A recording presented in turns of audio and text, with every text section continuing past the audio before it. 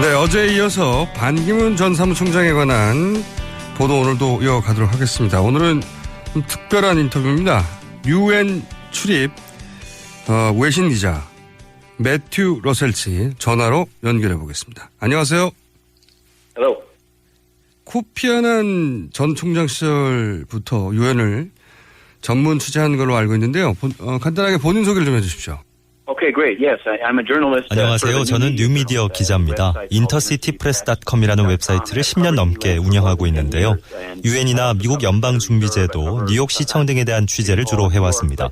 그중에서도 특히 유엔 안전보장이사회와 유엔의 운영 방식에 대해 주로 다뤄왔는데요.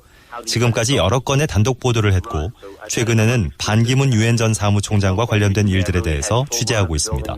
이것 때문에 유엔과 큰 싸움에 휘말리기도 했습니다. 그 이야기는 나중에 더 하도록 하고요. 제가 이곳 뉴욕에서 본 것들을 토대로 반기문에 대한 취재도 계속해 나갈 예정입니다. 그 유엔을 전문으로 취재하는 독립언론인으로 소개를 하셨는데 제가 알기로는 2016년에 유엔 상주 출입 기자증도 그리고 책상도 뺏긴 걸로 알고 있어요. 이게 혹시 반기문 전 사무총장에 대해서 비판적인 기사를 많이 쓴 게 그렇게 쫓겨나는데 영향을 줬다고 생각하십니까? 아주 밀접한 관련이 있다고 생각합니다. 사실 반 전 총장에 대한 비판이라는 단어 대신에 여러 문이라고 하는 것이 더 적절할 것 같은데요. 예를 들면 반기문 전 총장은 유엔 사무총장직을 맡고 있는 동안 본인의 사위인 시타르트 채터즈를 유엔 산하기관 이라크 책임자와 덴마크 코펜하겐 유엔 프로젝트 지원처 지역 책임자 등 여러 차례 고위직에 임명했습니다. 그래서 제가 이 인사 발령에 대해서 유엔 측에 문의했었는데요. 그때마다 굉장히 부정적인 답변을 받았습니다. 2015년 10월이었는데요. 그때 유엔과 관련된 부패 혐의가 처음으로 제기됐습니다. 마카오에 있는 응락생이라는 기업가와 존 애쉬 전 유엔 총회 의장이 연루된 사건이었는데요. 저는 이 혐의와 관련해서 10월에 반 전 총장과 이 사건의 관계에 대해 의문을 제기하기 시작했습니다. 그런데 그 뒤에 무슨 일이 일어났는가 하면 유엔의 브리핑실에서 다른 회의를 취재하고 있던 중에 갑자기 회의장에서 나가달라는 말을 들었습니다. 저는 갑자기 왜 제가 미팅 자리에서 나가야 하는지 몰랐는데요. 결국 한 경비원이 오고 나서야 저는 회의장을 떠났습니다. 이 일이 있고 난 뒤 2주 뒤에 저는 10년도 넘게 취재해온 유엔에서 2시간 후에 떠나라는 통보를 받게 됩니다. 8명의 경비원들이 저를 에스컬레이터 밑으로 떠밀고 길거리로 내몬 뒤에 제 노트북을 길거리에 던지고는 제 기자 출입증을 빼앗아갔습니다. 2016년 4월에는 제 책상을 길거리에 내다 버렸는데요. 저에게는 그 책상이 단순한 책상이 아니었습니다. 다른 동료 기자들과 함께 쓰는 사무실 공간이었고 그 책상에는 반기문의 조카 데니스 반에 관한 문서를 비롯해 제가 10년 넘게 해온 취재와 관련된 파일들이 있었습니다. 저는 유엔이 저에게 이렇게 한 이유가 제가 유엔에 대해 질문을 던진 것에 대한 보복행위라고 강하게 믿고 있습니다. 이와 관련해서 뉴욕타임스 등에도 여러 언론 보도가 있었습니다. 지금은 제가 다시 유엔에 돌아갔지만 예전처럼 유엔 총회에 대한 취재를 혼자서는 할 수가 없게 됐고 제 옆에는 항상 경호원이 따라붙습니다. 전체주의 정권에서나 있을 법한 일이고 정말 납득하기 힘든 일입니다. 그리고 이제 몇 년 전부터 반기문 전 사무총장의 동생이죠. 반기상 씨 그리고 그 아들 반주현 씨가 입사를 해서 베트남 건물 매각을 진행한 콜리어스 인터내셔널 이 회사는 유엔과 아무 상관이 없나요? 저는 이 기소가 있기 아주 오래전부터 반주현에 대해 의구심이 있었습니다. 데니스 반이 콜리어스 인터내셔널이라는 회사에서 근무하고 있었기 때문인데요. 콜리어스 인터내셔널은 말하자면 유엔 빌딩의 임대주라고 할 수 있습니다. 유엔으로부터 임대료를 받는 회사죠. 저는 그래서 데니스 반이 콜리어스 인터내셔널에서 일하는 것이 가능한지에 대해서 유엔에 문의하곤 했습니다. 반주현 씨가 베트남에 있는 빌딩을 매각하려고 시도한 것 이전에 반기문 전 총장이 자신의 친척이 유엔의 임대주라고 할 수 있는 회사에서 일하게 했다는 것 자체에 문제가 있다고 생각합니다. 저는 이것이 전혀 납득이 되지 않았습니다. 유엔 고위직 인사의 친인척이 유엔 연관단체에서 이익을 내는 것에 대해서 규정이 있어야 한다고 저는 주장했습니다. 저는 이미 2015년 5월에 반기문의 대변인인 스테판 두자릭 씨에게 반기문의 조카에 대해서 물어봤습니다. 사실 그뿐만 아니라 반주현 씨는 이 기소건 외에도 문서를 조작한 것 때문에 벌금을 낸 것으로 알고 있습니다. 하지만 유엔은 이것과 관련해서 그 어떤 답변도 내놓지 않았으며 유엔을 담당하는 다른 기자들은 이 사건에 대해서 취재를 하지 않았습니다. 반기문이 이 사건에 대해서 모른다고 말하는 것은 전혀 말이 되지 않으며 정말 화가 나는 일입니다. 왜냐하면 2015년 5월 15일에 제가 공개적으로 그의 대변인을 상대로 반주현 씨가 왜 반기문 전 총장의 지위를 이용해서 부동산을 사들일 수 있었는지에 대한 의혹을 제기했기 때문입니다. 반기문 총장이 그 후 이 사건과 관련해 무슨 일을 했는지는 모르겠습니다. 다만 이 기소권에 대해서 아무것도 모른다고 말하는 부분에 대해서는 의심을 가질 수밖에 없습니다. 그 콜리어스가 유엔의 랜드로드라고 건물주라고 표현한 것 같은데 좀 더 구체적으로 부동산 거래를 중개하거나 혹은 유엔 관련 건물이 콜리어스 소유의 빌딩에 들어가 있거나 그런 건지 좀 구체적으로 설명해 주십시오. 좋은 질문입니다. 콜리어스는 유엔의 임대주입니다. 뉴욕의 304 이스트 45번가 주소에 건물이 있는데 콜리어스 인터내셔널이라는 간판도 붙어 있습니다. 콜리어스 인터내셔널이 유엔 본부에게 건물을 빌려준다는 것이 다 알려진 사실이다. 번번이 얘기해 왔습니다. 그렇기 때문에 유엔 사무총장의 조카가 이 회사에서 일하는 건 이해관계의 충돌입니다. 그리고 콜리어스 건 외에 베트남 건물 매각 건에 대해서도 반주현은 반기문의 친척이라는 지위를 이용하려고 했습니다. 내 삼촌이 반기문이기 때문에 이 건물을 매각할 수 있다고 한 거나 마찬가지였는데요. 실제로 기소 시점과 반주현 씨가 건물을 매각하려고 했던 시점이 딱 맞아떨어지는 기간인 2013년 9월 24일에 반기문 전 총장은 카타르 국왕과 그 당시 노스론 빌딩 안에 있던 자신의 유엔 사무실에서 만났습니다. 저는 이 건물과 관련된 이야기가 나왔는지를 확인할 수 있게 그때의 녹취 파일과 실제 미팅 기록을 받을 수 있는지에 대해서 물어봤지만 거절당했습니다. 검찰이 사건을 조사하는 데 있어서 이런 녹취 파일 등이 필요할 텐데 확보하려고 하지 않았습니다. 아무래도 상대가 유엔 사무총장이기 때문인 것 같습니다. 저는 반 전 총장이 자신의 조카가 건물 매도를 시도했는지에 대해서 미리 알고 있었다고 생각합니다. 하지만 그 사실보다도 카타르 국왕과의 면담에서 이 사안에 대해서 얘기를 했는지 안 했는지에 대해선 꼭 알아야 한다는 겁니다. 반기문 전 총장이 실제로 언급을 했는지 저는 모르지만 완전히 불가능한 일도 아니라고 생각합니다. 이번에는 그 반주현 관련해서 그 반주현 씨가 이 카타르의 건물을 팔기 위해서 그 카타르의 관료를 매수하려고 50만 달러를 뇌물로 건네줬다는 브로커가 있습니다. 그 브로커가 말콤 해리스라고 알려졌고 이 사람이 최근에 체포가 됐는데 그런데 이 말콤 해리스는 유엔과는 아무 상관이 없는 사람인가요? 제가 그와 관련된 기사도 쓴 적이 있는데요. 말콤 해리스가 2007년에 유엔과 함께 진행하는 프로젝트에 대해서 자랑하고 다닌 적이 있습니다. 디자이너스 포 다르푸르라는 프로젝트를 진행하고 있고 그 당시 안토니오 후테레스가 수장이던 유엔 난민기구와도 사업을 진행한다는 이야기를 했습니다. 해리스는 이미 그때 유엔 쪽에 발을 넣고 있는 상태였죠. 물론 그는 최근에 멕시코에서 체포되긴 했습니다. 어쨌든 말콤 해리스는 자신이 유엔과 관계가 있으며 유엔과 사업을 진행했다고 얘기한 적이 있는데 지난주 금요일에 저는 유엔에 말콤 해리스와 관련된 파일을 찾아달라고 요청했지만 이것에 응해주지 않았습니다. 질문에 계속 답변하자면 제가 반기문 전 총장이 유엔을 떠난 이후에 반 전 총장과 관련된 질문을 할 때마다 유엔 측에선 저에게 반 전 총장의 새로운 대변인 이도훈이라는 사람에게 문의하라고 얘기하고 있습니다. 하지만 제가 가진 이 모든 질문들은 유엔과 관련된 질문이고 반기문 전 총장이 유엔에 있는 동안에 있었던 일들입니다. 반기문 전 총장은 임기 중에도 제 질문에 제대로 된 답을 준 적이 없는데 퇴임 후인 지금은 제 질문에 대답을 더 안 할 겁니다. 그래서 유엔 쪽에서 답변을 해줘야 한다고 생각합니다.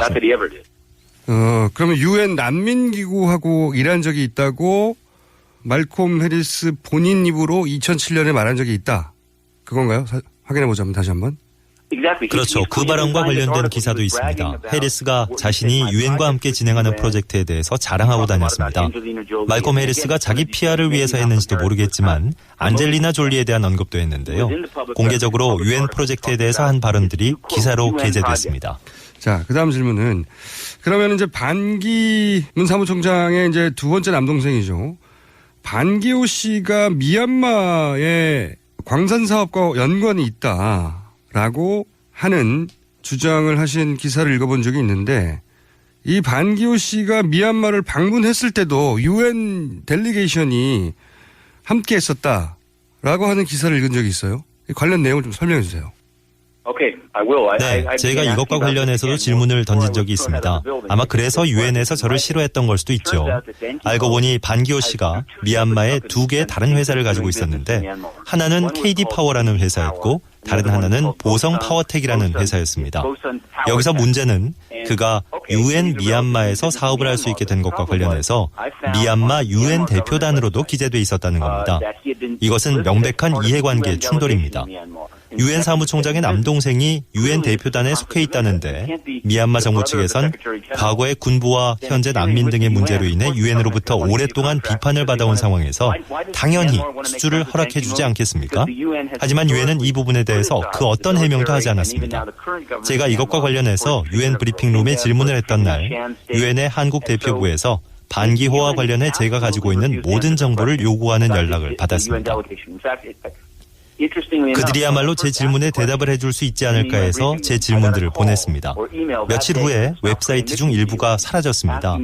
다행히도 제가 웹사이트에 캡처본을 보관하고 있었지만 유엔의 한국 대표부가 반기문과 관련된 사건들을 덮는 데 도움을 주려는 것처럼 보였습니다. 형인 반기문이 유엔 사무총장인 상황에서 반기호가 미얀마 유엔 대표부의 한 명으로서 그 나라에서 사업을 한다는 건 명백히 이해관계 충돌입니다. 제가 수차례 이 부분에 대해서 질문했지만 유엔과 대변인 측은 제대로 된 답변을 하지 않았습니다. 제가 만약 잘못된 기사를 작성한 거라면 미얀마 유엔 대표단에 누가 있었는지에 대해서 말해달라고 했지만 거절당했습니다. 그 당시 반기문 아래 유엔의 미얀마 대표부에 있었으며 전 유엔 인도 대사였던 BJ 남비아와 이야기하게 해달라고 했지만 그것도 안 된다고 했습니다. 다른 웹사이트도 아니고 미얀마 산업부의 웹사이트에 반기호가 유엔 대표단 멤버라고 했던 것이기 때문에 저는 제 기사 내용이 맞다고 말할 수밖에 없고 또 의구심이 들 수밖에 없었던 겁니다. 또 저는 반기문의 동생이 미얀마에서 사업을 벌이는 것 외에도 교전지대인 중국의 시안 지역에서 광산업 사업을 하고 있다는 것에 대해서도 굉장히 놀랄 수밖에 없었습니다. 특히 유엔 사무총장의 동생이 사람들이 정부의 손에 죽어가고 있는 교전지대에서 광업을 하고 그것으로부터 이익을 거둬들이고 있는 일은 엄청난 논란이 될 만한 일이며 솔직히 아주 역겨운 일이라고 생각합니다. 제가 보도한 그대로입니다. 미얀마 정부 웹사이트에서 반기호가 유엔 대표단의 일원이라고 했고 또 반기호는 미얀마에서 사업을 했고 이것은 이해관계 충돌이기 때문에 유엔 자체적으로 조사를 했어야 합니다. 그러니까 여기서 핵심은 반기문 사무총장의 두 번째 동생 반기호 씨가 미얀마에서 사업을 했는데 그 사업을 위해서 미얀마를 방문했을 때 유엔의 델리게이션의 일원으로 미얀마를 방문했다고 미얀마 정부 홈페이지에 게재되어 있었다. 그런데 그 사실을 가지고 유엔에 질문을 했더니 며칠 후에 그 홈페이지가 삭제됐다. 이런 얘기죠.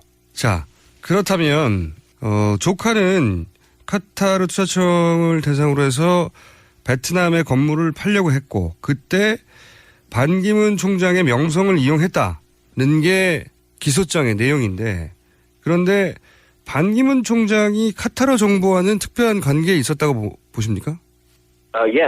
네, 그렇다고 생각합니다. 이 사건이 터지기 이전에도 저는 반기문 전 총장이 카타르 정부가 지원한 비행기를 타고 다닌다는 사실을 들었습니다. 가자지구 내전 기간 중이었는데요. 공식적인 발표는 아니었지만 유엔 대사 중 한 명이 저에게 반 총장이 분쟁 조정을 하러 가는 자리에 카타르에서 지원한 비행기를 타고 갔다고 불평을 털어놨습니다. 저는 여러 차례 누가 반기문 총장의 중동 방문을 재정적으로 지원하는지에 대해서 물어봤습니다. 카타르가 후원한다는 부분을 유엔이 인정하기까지 3일이 걸렸습니다. 그래서 저는 그것이 도덕적으로 옳은지 또 최소한 이런 사실이 공개돼야 하는 것인지에 대해서 의문을 제기했습니다. 그것도 아니면 반 전 총장이 자비를 들여서 했어야 하는 게 아닌지 카타르에서 이 비행을 후원받고는 그 사실을 숨기려고 했는지 수상쩍다는 생각이 들 수밖에 없었습니다. 그러면 안 됨에도 불구하고 반기문 전 총장이 카타르에서 지원하는 전용 비행기를 타고 다녔다는 사실을 유엔의 대사들이 알기 때문에 반기문 전 총장의 조카가 삼촌을 이용해서 카타르가 건물을 사들이도록 하겠다고 얘기할 가능성이 충분히 있다고 생각하는 겁니다. 그러니까 지금 말씀하신 내용은 카타르 정부가 반기문 총장에게 무료 제트 비행기를 전세 내줄 정도의 특별한 관계가 있었다 이렇게 주장하시는 거고 그렇다면 이 문제에 대해서 유엔 내에 조사기구가 따로 있는 걸로 아는데 혹시 유엔 내에서 이 문제에 대해 조사한 사실이 있는지 아십니까? To my knowledge, none. And that's really 제가 one of the 알기로는 problems. 없고 이것은 아주 심각한 문제입니다. 그 기관에서 부정한 일이 생길 경우에 괜찮은 건지 아닌지에 대해서 조사를 해야 하는데 반기문과 관련된 이 모든 일들과 관련된 조사를 진행한 적이 없다는 겁니다. 이 조사기구가 유엔 총장의 비리에 대해서 조사를 하기는커녕 오히려 반기문 전 총장이 내부 고발자를 뒤쫓는 데 사용하는 도구가 됐습니다. 한 예로 중앙아프리카 공화국에 있는 유엔의 한 직원이 어린아이들을 상대로 강간이 있었다는 사실을 폭로했는데 가해자는 조사를 피했지만 오히려 내부 고발을 한 직원이 조사를 받아야 했습니다. 카타르 지원의 전용 비행기, 반기문 전 총장 조카의 베트남 빌딩 매각건, 반 전 총장 동생 반기호 씨가 미얀마 유엔 대표단에 있으면서도 사업을 한 점에 대해서 조사를 한 적이 없는데 만약에 조사를 진행했다면 그것을 공개해야 합니다. 예전에 태국의 잉나치나와카와 마카오의 사업가들에 대한 사건을 다루기도 했습니다. 그것도 반기문 체제의 유엔이 부정부패에 얼마나 소홀한지 또 모든 것이 세일즈 중심이었다는 것을 보여줍니다. 예를 들자면 한 사업가는 노예 기념관을 재정적으로 지원하기만 하면 원하는 것을 얻을 수 있었고 돈만 대면 유엔 사무국으로부터 공문서든 뭐든 얻을 수 있었던 겁니다. 반기문은 돈 있는 사람을 위해 유엔을 사탕가게로 변질시켰습니다.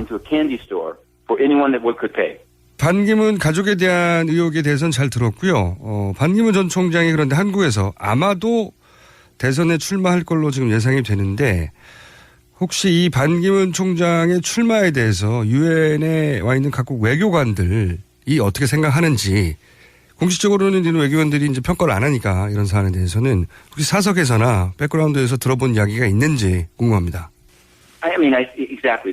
사람들이 공적으로 유엔에 대해서 얘기하는 것과 사석에서 이야기하는 내용에 아주 큰 차이가 있습니다. 물론 공개적으로는 유엔은 좋은 곳이며 반기문 전 총장에게 축하한다고 말을 하지만 적어도 제가 이야기를 나눠본 외교관들의 경우에는 유엔이 지난 10년 동안 크게 훼손됐다고 말합니다.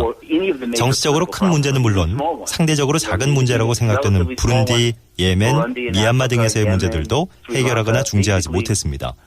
반기문 전 총장은 각 당사국으로부터 존중을 이끌어내지 못했으며 그나마 이뤄낸 게 있다면 파리 기후협약인데 이것은 반 전 총장이 없었어도 체결됐을 겁니다. 어쨌든 솔직히 말하면 유엔에서 일하는 대부분의 사람들은 이미 반 전 총장에 대해서 크게 신경 쓰지 않고 새로 취임한 사무총장에 더 집중하자고 말합니다. 저 역시 신임 총장에게 관심을 갖고 있습니다.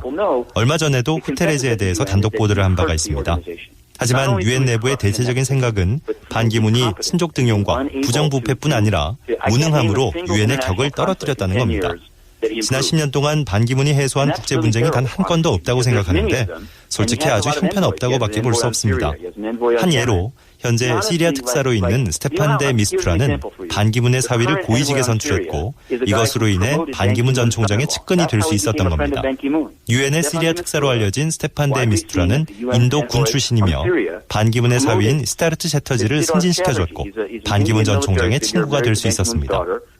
반기문 전 총장이나 그의 가족을 위해서 뭔가를 한 모든 사람들은 무능하더라도 유엔에서 대스타가 될 수 있습니다.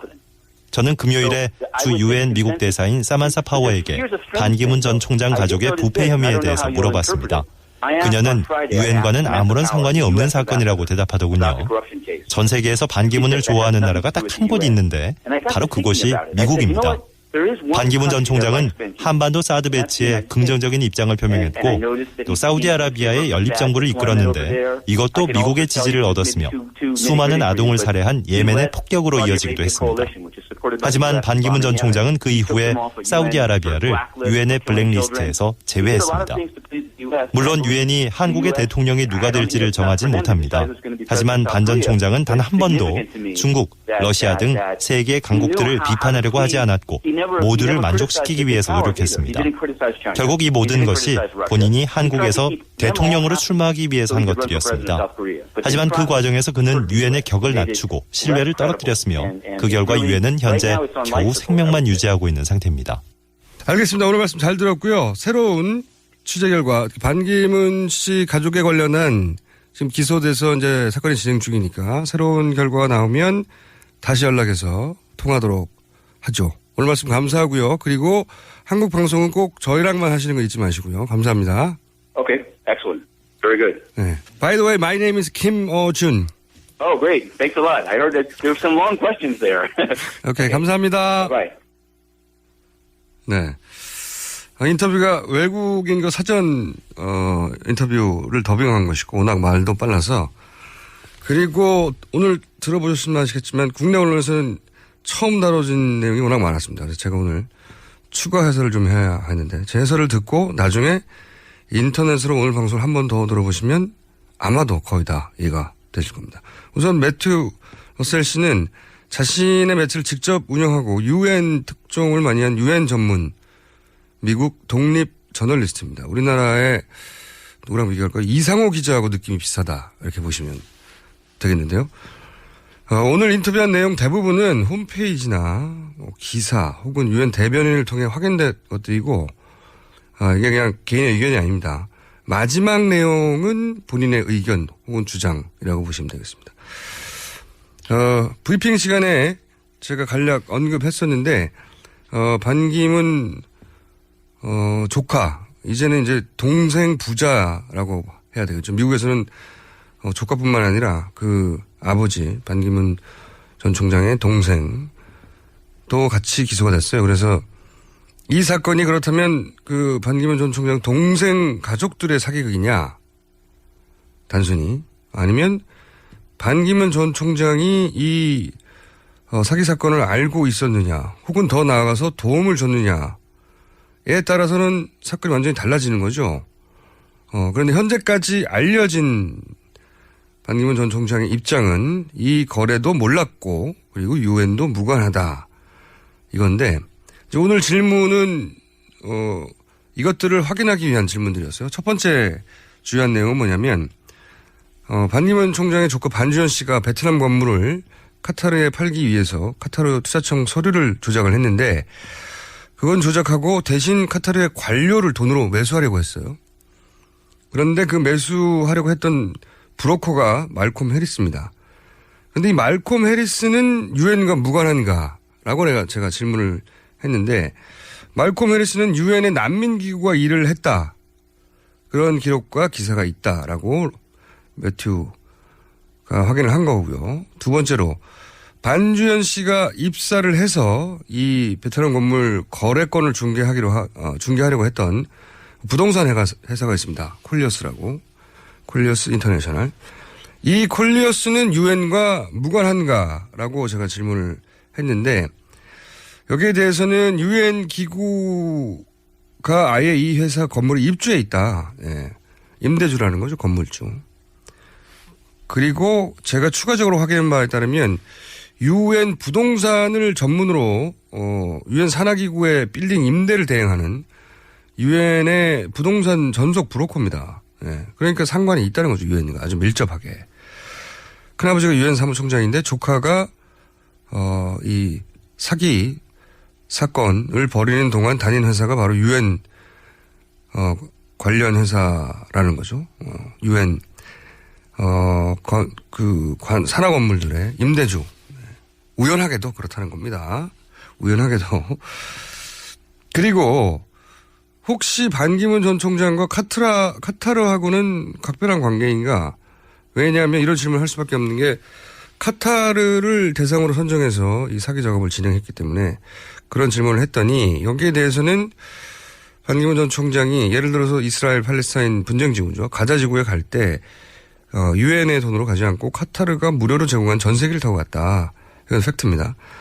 카타르 왕실이 반 총장에게 전세기를 제공하는 사이다. 그리고 이 거래가 사기 사건이죠. 진행되는 기간 중에 반기문 전 총장이 카타르 관계자를 만났다. 그런데 이제 무슨 얘기를 했는지 모른다는 거죠. 네. 여하간 카타르의 관계는 각별하다 이런 얘기고. 그 외에도 반기호 씨 이제 오늘 아마도 국내 언론에서 처음 나온 얘기라고 저는 알고 있는데 이 조카 사기 사건의 반기상 씨 말고 또 다른 남동생입니다. 제가 알기로는 반기문 전 총장의 가족이 5남 2녀로 알고 있는데 또 다른 남동생 반기호 씨가 미얀마에서 사업을 하는데 그 사업을 한국 기업 KD 파워와 보생 파워텍이라는 회사에서 미얀마 사업을 하는데 여기까지는 뭐 문제 없을 수 있는데 그런데 이 남동생이 미얀마 정부의 홈페이지에 하면, 네, 이 기자의 주장이 아닙니다. 미얀마 정부의 홈페이지에 하면 UN 사절단의 일원으로 왔다고 기재되어 있었다. 반기문 사무총장의 동생이 사기업 소속으로 사업을 하는데 왜 UN 사절단으로 미얀마 홈페이지에 등장을 하느냐라고 이 문제 제기를 했더니 며칠 후에 이 홈페이지가 삭제됐다는 이야기죠. 예. 근데 다행히 이 홈페이지를 아카이브를 저장해 뒀다고 합니다. 저도 봤는데 관련 내용이 있습니다. 참고로 반기우 씨는 2013년 말까지 KD파워의 해외 영업담당 대표이사였고 그리고 그 이후로 2013년 11월 말부터는 보성파워텍의 부회장으로 재직한 것으로 제가 확인했습니다. 요약을 하면 반기문 전 총장의 조카 사기 사건으로 국내에 알려졌고 미국에서는 반기문 전 총장 동생 부자의 사기 사건으로 알려진 이 사건에 대해서 반기문 총장은 이 사건도 아예 모르고 유엔과도 상관없다는 입장인데 이 매튜리우 기자가 취재한 바, 확인한 바들 그리고 기사나 문서나 홈페이지에 의하면 가족과 유엔과 관련된 흔적들, 정황들이 매우 여러 군데서 나타난다는 거죠. 네. 앞으로 집중 검증되어야 될 사안이라고 보고요. 마지막으로 이제 유엔의 외교관들이 비공식적으로 반기문 총장에 대한 평가 혹은 출마에 대해서 뭐라고 하느냐. 이것은 이제 공식 확인된 바가 없고 유엔 외교관들이 워낙 공식적으로는 그런 말을 안 하니까 이 기자가 확인한 것인데 그 확인한 것을 저희가 재차 확인할 수가 없어서 그냥 의견이라고 하겠습니다. 마지막 부분은 매튜리가 취재한 내용이나 매튜리 기자를 통해 전해진 의견들이라고 보시면 됩니다. 그 앞에 내용들은 확인한 내용들이고요. 개인적으로 한 두 가지만 더 보태자면 반기문 조카 사기 사건으로 국내에 알려진 반기문 조카 반주현 씨가 이제 카타르 투자층의 서류를 조작을 하거든요. 가짜로. 근데 우연하게도 반기문 총장의 아들 반우현 씨도 카타르 도하은행에 근무한 경력이 있습니다. 아주 우연하게도. 네. 우연이 너무 겹치죠. 네. 카타르 도하은행에 반기문 총장의 아들도 근무한 적이 있다. 네. 그리고 카타르 도하은행의 최대 주주가 이 사기 사건의 대상이 된 카타르 투자청이에요. 네. 우연하게도. 네. 우연이 많습니다. 그리고 이제 이 거래를 전혀 몰랐다고는 반기문 전 총장의 입장에 대해서 이해가 개인적으로 안 가는 부분이 있는 게 뭐냐면 이 조카가 사기극을 진행하는 2년간 성완종 회장과 반기문 총장은 만났어요. 그 사이에. 성완종 회장이 자기 회사의 운명이 걸린 그 거래였단 말이죠. 그 거래가 성사되지 않으면 회사가 망합니다. 실제로 법정 관리에 들어갔고요. 그 회사가 성사되지 않으면서. 그리고 미국의 기소장에도 보면 천여 명의 직원이 걸린 그러니까 회사의 생사가 걸린 사건을 처음부터 사기로 기획했기 때문에 이 사건은 대단히 엄중하다. 해서 이 사건에서 만약에 유죄가 나면 60년 정도 날 아주 중대한 사건으로 다루고 있습니다. 미국에서는. 그런데 그렇게 회사의 운명이 걸린 거래를 본인과 굉장히 친한 반기문 총장의 조카 그리고 반기문 총장의 동생이 고문으로 있는 자신의 회사에서 진행하고 있어요. 근데 그 기간에 만났는데 반 총장한테 이 거래에 대해서 한 번도 안 물어봤다는 얘기죠. 만약에 반기문 총장의 설명대로 하자면. 그건 좀 이상하지 않습니까? 자기 회사 운명이 걸린 거래를 조카가 하고 있는데 큰아버지한테 그 거래에 대해서 한 번도 안 물어봤다는 건 성 회장이. 자, 이 사안은 저희 뉴스공장이 계속해서 독자적으로 취재해 가겠습니다.